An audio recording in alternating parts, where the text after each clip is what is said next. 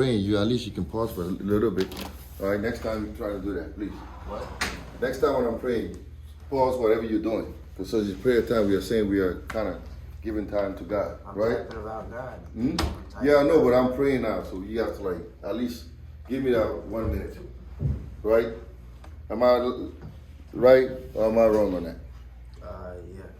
It's up to you, whatever you want to say.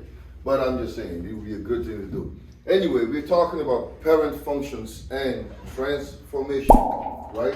Parent functions and transformation. So now the first term that we are encountering today is the parent function. What does that mean, parent function? Right? It's pretty much what it means. It's the daddy, right, of the other functions that are going to come after that. It's the daddy function, right? The dad function. So in mathematical terms, it's the simplest of the function in the family. And as a graph, it is the simplest of the graphs in the family. Because everybody comes from somebody, right? But God is the ultimate giver, right? He's the one that started us all. But again, we have like in this chapter, we're going to talk about four main functions, four main parent functions, right? We're going to talk about the constant function. We're going to talk about the identity function. We're also going to talk about the absolute value function, your favorite, and the quadratic function, which is another favorite, right? So we're going to talk about how this function pretty much play an integral role in any other function that's going to be built based on who they are, right? For example, I come from my dad, right? So he is pretty much, if I was to be like very like direct, he's the reason why I am, right? So these functions are the reason why any other function that is built is. Yes, sir. What do you mean you came from your dad? Like, if it wasn't for my dad, I wouldn't be here. What about your mom? Yeah, her and my dad. Like, if it was for them, I wouldn't be here, right? It takes a man and a woman to produce a child, right? It takes this function to produce another function. Now, unfortunately, the functions are inanimate. They can't produce like that. We have to produce stuff by building things upon them, right? All right, so what's funny? I'm just serious. You're serious, right? I'm giving you a little giggle. Right? Serious. So now if you look here, because Cole asked a very particular question that required me, all my brain matter to come up with a solution and an answer that would not be compromising to my teaching. Anyway, so translation is the first one. We're going to talk about several transformations, right? A transformation is, if you begin with a function here, how can you transform that function to get something else, right? We use several transformations. We use translations, we use dilation, we use reflection, and we use symmetry and all that kind of stuff, symmetries. But here, the first one that we're going to discuss is the translation. So here's the thing. If I give you this function, this constant function, right? 2, right? And I'm just going to show you a pretty basic transformation. If I say graph for me, y equals 4, what are you going to do? Move that line up 2. 2 times, right? You move that line up twice. So basically, what are you doing? You're adding what to this? 2 units, right? 2 units because you're starting at what? What's your starting point? 2. So you're moving this guy 1, 2, and then you're just getting this here. Wait, can you explain that again? Yeah. Where did you get the 2 from? No, I'm just giving you an example. If I ask you, for example, to graph y equals to 4, based on this guy here, based on this as your starting function, how would you graph it? You're going to add 2 units, right? And move up how many times? 2 units up. Because you're going 4 up, right? Now, let me twist it up a little bit. What if I say I want you to graph y equals to 0? What would you do? Move it down. Move it down how many units? 2. 2 units. Wait. If you're here, I'm starting at 2 again. Oh, okay. If I'm here and I want to go y equals to 0, what am I going to do? Subtract 2. Subtract 2. I'm going down 2 units, so I'm going down here 1 and 2, right?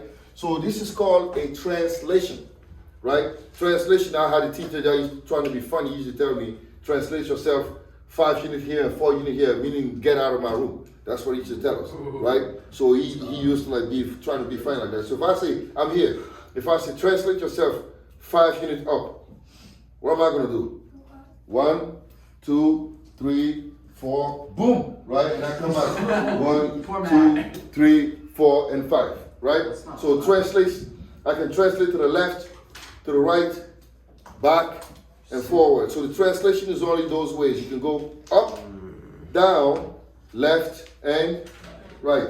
So that's the translation. This is what the translation does. You either move up, you move down, you move left, or you move right, based on the base function. Now, what if I say to you guys, graph y equals to x plus 2? How would you do that, guys? X plus 2. Move your x point. Move what? How would you move this? Using the translation, how would you move this graph? 2. Yeah? 2 units up. 2 units up, right? Does that make sense? So if I'm here, I'm gonna find some key point. Do I need to do everything? No. I'm gonna find maybe just that and that, right? I'm gonna go what? I 1 didn't know we were on that graph. and 2. I thought we were on the top graph. No, we are here, Okay, right? X plus 2. that's where I was confused. And then I'm going up, and then what? I'm gonna draw a line here. You see what I'm doing? So all you're doing is shifting this 2 units up. Does that make sense? Did everybody get that? I wanna make sure. Who didn't get it? Okay, so this is called a translation. Do you know what a translation means? First, that's the word. Do you know what a translation means? It's a figure up, down, Up, down, left, right? So now I have a base. You know what a base function is, right? Parent function. That's suppose I'm the parent function, right? And now I wanna bring forth a second function, right? And I say, okay, time your x. Now I want you to go x plus 2. So it's gonna be 1 and what? 2, and I'm here. That's what I'm doing. This is the parent. I want you to do x plus 2, meaning starting with the base function, which is x, right? Move it 2 units up, because I'm adding, okay? So that means I need to move this entire function up 2 units. But I don't have to do for every single point. Does that make sense? I wanna find some key points, and I'm gonna move those points. So I'm gonna use, for example, the middle, this guy, and this guy. I just need to move these up and then draw the line. So if I'm here, if I'm going 2 units up, I'm gonna go 1, 2. This one is gonna end up here, correct? 1, 2, this one is gonna end up here. 1, 2, this one's gonna end up here, and then I draw a line. And this is x plus 2. Does that make sense now? Right? So this is how you move the base function, okay? Now, you can start with the same base function and go, let's say now I want you to do y equals to x minus 2. Now what would you do? Move it down, right? For here, you're gonna move this down how many units? 2. 1, 2. This one, 2, 1, 2. This is 2, 1, 2, and then draw the line, all right? I love translations. They're the best ones. Translations are easy to figure out, right? So now, let's do this absolute value, right? We already have the base function. You guys are gonna hate me, right? All that stuff that we did last, like 3 days ago. You basically, remember I asked you to graph like x, absolute value of x plus 2? You could have started with the base function and just move it up and down. That's why Mrs. Hoffman wanted to like choke me. She said, why are you teaching them the piecewise function? I said, well, because it's part of the program. No, we still have to do it. We still have to know it. Right? So now, go ahead and do it. First stuff, actually. This table over. So all of it is for nothing. Huh? No, it's not for nothing. Gotta do it. You're learning that. I suffered. I don't and wanna didn't learn. get I any know. credit. I didn't get any of the homework credits, what are we so doing? there was no point. It is point because you have to learn how to do it. Because it's still important. But I couldn't. No, you can't do it this way right now. You build on it. Right. So now I want you all to graph this absolute value of x plus 5. So how would you do it? You just divide up 5 2. You move what? Do we get study guides? I gave it to you this morning. Oh yeah, you did. So I'm gonna move this. I'm gonna move this how many units? Is this gonna be on the test? No. Oh, 1, 2, 3, 4, 5. What else? Here, right? 1, 2, 3, 4, 5. Here. 1, 2, 3, 4, 5, and what? Boom, boom. And then it goes up this way. So that's how you do it. Okay? Does that make sense? This looks like a kid on Microsoft Paint or something. Yeah. Anyway. So this is how you use a translation. Translation is up, down, left, right. Okay? So far we only doing the up, down. We haven't done left and right. Left and right is going to be left and right now, we're gonna do left and right. It's gonna be interesting, right? Oh no. So now, Can we do that after our class? no, I'm doing it right now. Um, Alright, so You don't have the 8 days. now, let's do this here. So let's assume that my starting function again is y equals absolute value of x. You already know how this looks, right? Now the key thing is this, you have to know how this function looks first. If you don't know what it looks like, you won't be able to build any other function. So it's important to know what it looks like. So absolute value of x looks like what? If from 0 and it goes like this, right? So now what I want you to graph is this, I want you to graph this first. And I also want you to graph this for me. Now I will explain something here. What is the difference between the two? Yeah. One is inside the absolute value and the other is not. The other is not, right? Now, let me explain this so that it makes sense to you. When the number that you are using for your transformation is outside the absolute value, your transformation occurs on the y-axis. Does that make sense? Right? But when the number that you are trying to use to make the transformation is within the parentheses, the transformation is on the x-axis. Now this is awkward because you're going to see what happens. When you're subtracting here, you go right, but when you're adding, you go left. Okay, so let me do both of them and then it makes sense to you. So let's draft this one first. How would you do it, Patrick? What would you do here? You choose points on the graph and then you go up there.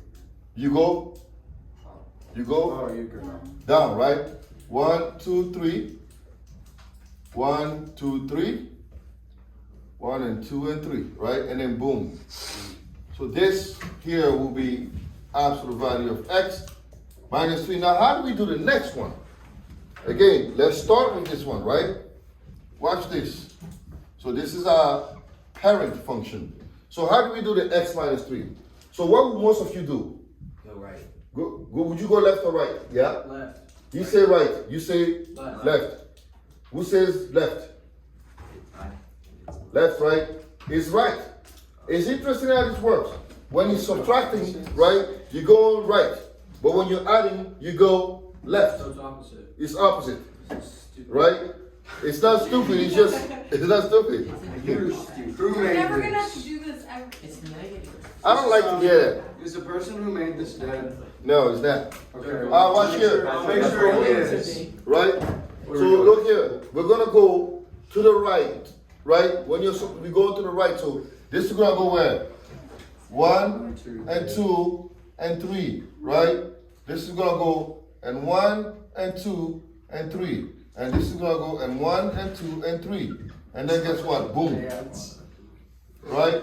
So this is how you graph the translation on the left and on the right. Simple enough. Okay? I want to stick to translations today so that way you guys can kind of absorb it and really like soak in it and then like get it before I move on to like something else. Right? Now, let's do some more examples. Does this make sense to everybody? Yes. Yes or no? All right. So now, let me take another example and then we're going to see how you guys are going to do this. So now what if I have y equals x squared plus 5 and I have y equals x minus 5 squared. Now you see this, right? All right. It's gonna be 5 units down and from the first one it's gonna be 5 units down and 5 units right. You sure? All right, let's see this. What's my parent function? I need to identify what's the parent function. Oh wait, you mean from the parent function? I was trying to get from function A to function B. No, it's no for the parent function. Yeah. It's 5 units up and 5 units right. All right. First, what's my parent function here? Let's start with the parent function. What is it? Y equals x squared. Y equals what? X squared. Does everybody agree that this is y equals x squared? Yeah. Right? So now, if I'm here, right, this is y equals x squared. How would I graph the first one? Yeah. This is x squared plus 5, so how would I graph it? I said no clue. You know it. Think. You? This is the parent function. I'm doing plus 5. You will? Go up just 5? That's it. But why is it squared? It's because this is the parent function. You know what a parent function is, right? Parent. This is the what starting point. Is the square? Now from the start, round? The square doesn't. the square doesn't matter. It's x squared, right? And I'm adding 5. So I already have x squared. All I'm doing is what? Adding. So it's squared when it's curved? Yeah, it's when it's curved, it's a square function. This is y equals to x squared, right? This is your parent function. This is y equals to x squared. This is standard. This is universal. No matter where you go, China, Mexico, wherever you go, it's y equals to x squared. Africa, wherever you are, y equals x squared will always look this way. It don't change. It does not change. Right? So now y equals x squared plus 5. Stephanie, what do? To graph it? You go up 5. 5, right? So this one's gonna go up 1, 2, 3, 4, 5. This one's gonna go up 1, 2, 3, 4, 5, and then same here, and then you have the curve, right? Does that make sense? All right. Now the difference comes here. Now I have y equals x minus 5 squared, right? It's still the same function. The parent function is still what? X. But now what? The 5 is what? The changing number is in the parentheses. Not 25. Not 25. So what do? I move the curve how? To the right. To the Left. to the Right. right. How many times? 5 units. Right? Why is there a square on the outside? It doesn't matter. It's this function that I Wait, changed. so if it's squared, then you just like This is make this. it a circle. Wait a minute. Hey, don't you just square the 5? I'm pretty sure it's like a U instead of a V. But don't you just No, square the 5? Wait a second. Look, this is your parent function. Okay? Start with the parent function, which is the base function. Everything is going to be built around that. Right? So, if I add 5 to this function, that means I'm moving what? Up. Right? If I subtract 5 from this function, it will look like it's x